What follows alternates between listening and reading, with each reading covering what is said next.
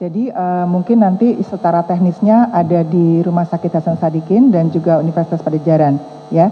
Jadi mohon izin Pak Menkes dan juga Prof. Brian, kita akan langsung pada diskusi teman-teman untuk bertanya, bisa kepada Pak Menteri, bisa kepada Pak Prof. Brian, bisa kepada Bapak dan Ibu yang ada di depan sini dari RSHS juga Unpad, supaya mempercepat dan juga lebih keingintahuan teman-teman bisa tersalurkan.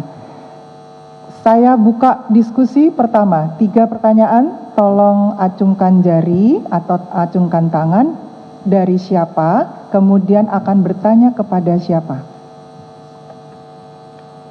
Monggo.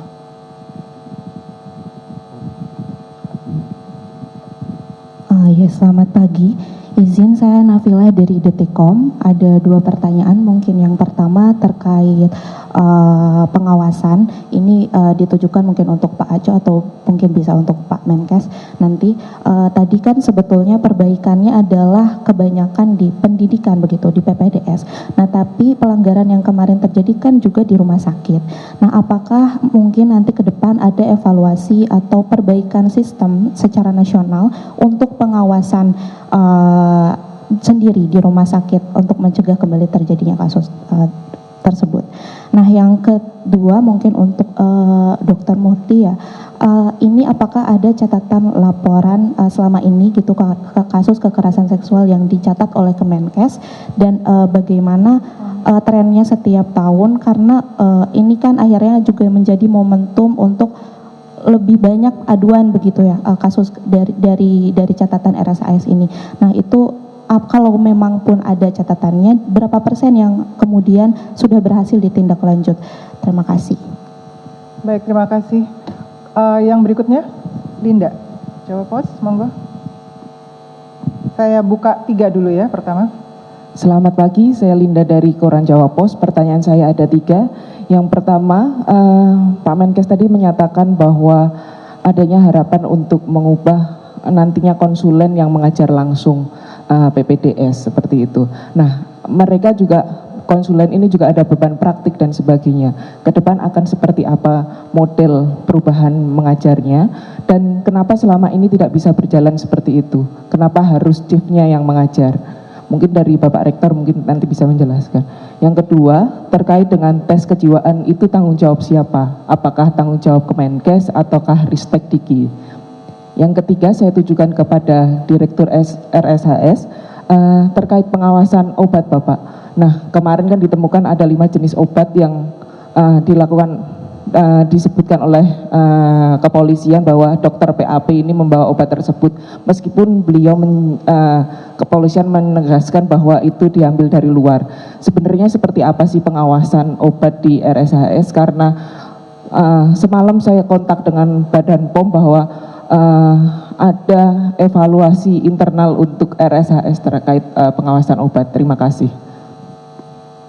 Baik, terima kasih. Satu lagi dari sebelah belakang.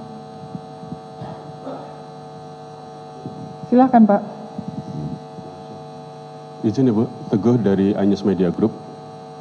Izin menanyakan mengenai jam prakteknya PPDS, itu yang katanya konon sampai 80 jam per minggu. Kalau nggak salah 80 jam per minggu. Nah, ini akan dibatasi seperti apa? Tadi Pak Menkes juga sudah menyatakan akan dibatasi jamnya PPDS itu nanti akan jadi berapa per minggunya. Terus yang kedua, mengenai tes kejiwaan itu tadi, kalau kata ID mengenai tes kejiwaan ini maupun akan dilakukan sebulan sekali, tapi kalau ini kan kasuistik ya, jadi akan seperti apa nanti penggambarannya dari mengenai tes kejiwaan para dokter ini. Dan apakah tes kejiwaan para dokter ini hanya khusus untuk PPDS atau nanti juga yang di rumah sakit yang sudah mereka praktek itu? Terima kasih. Baik, teman-teman, karena banyak pertanyaan kepada RSHS juga Unpad, saya akan memberikan waktu 5 menit kepada RSHS dan juga Unpad untuk memberikan paparan seperlunya sesuai dengan pertanyaan-pertanyaan, supaya nanti ada pertanyaan yang sudah bisa terjawab dalam paparan, ada juga pertanyaan yang akan terjawab dari bincang-bincang ini. Monggo silakan yang pertama kepada Dirut RSHS. Waktunya 5 menit ya Pak. Terima kasih. Assalamualaikum warahmatullahi wabarakatuh. Memang yang banyak sekali bertanya adalah tentu tentang pengawasan obat di rumah sakit. Kami di rumah sakit punya yang namanya standar operasional prosedur mengenai farmasi sesuai dengan akreditasi yang ditentukan oleh baik dari KAS maupun GCI. Jadi selama ini kami alhamdulillah pengawasan berjalan dengan baik sampai terjadinya kejadian ini. Nah ini mungkin karena ini tindakan kriminal murni, jadi yang bersangkutan ini di luar pengawasan kami ya. Nah contohnya, jadi setelah kami telusuri, jelas kalau kami itu, kalau namanya narkoba itu sampai pemegang kuncinya pun ada 2 orang, tidak sendirian untuk kalau membuka obat narkotika. Dan itu jelas berapa keluar kembali sekian. Nah yang dilakukan oleh oknum ini adalah dia mengambil sisa-sisa dari yang sudah dimasukkan ke pasien. Misalnya ada dari 2 ampul ada sisa setengah cc atau cc diambil. Jadi dia punya sendiri akhirnya. Nah ini yang kami tidak bisa ini. Jadi kalau kami mengeluarkan 2, kembalinya harus 2. Nah ini jelas sekali bahwa SOP yang sudah ada di kami itu mengenai narkoba ini sangat-sangat sekali ketat, dan itu selama ini kami lakukan sesuai dengan apa yang sudah disetujui atau sesuai dengan standar operasional yang dikeluarkan oleh KARS maupun GCI.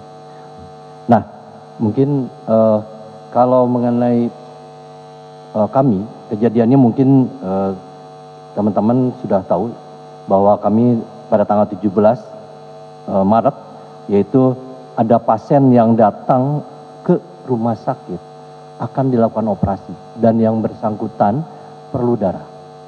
Nah, ini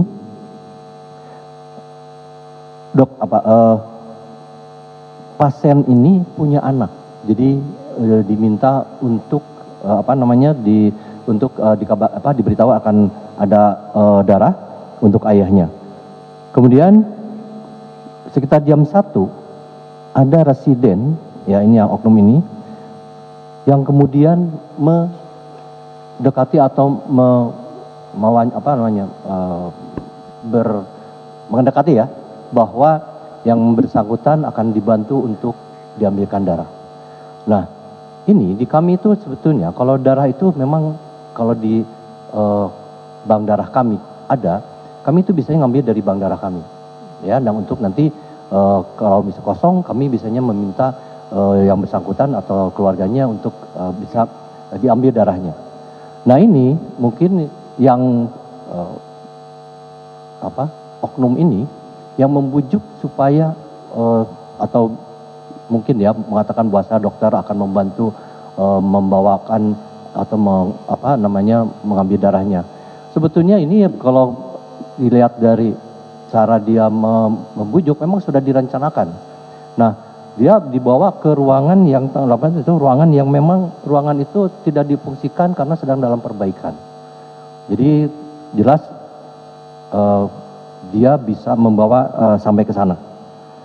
Ini yang kemudian pada tanggal 18 jam 1 ya, kemudian jam 1 malam diduga yang bersangkutan ini melakukan kekerasan secara seksual yang sebelumnya memang dibius dulu, dan obatnya yang tadi dia punya sendiri obatnya untuk itu. Memang kalau PPDS anestesi memang bekerjanya kan dengan obat bius ya, karena mereka konsulnya pun dengan melakukan tindakan operasi tentu dengan memberikan obat bius.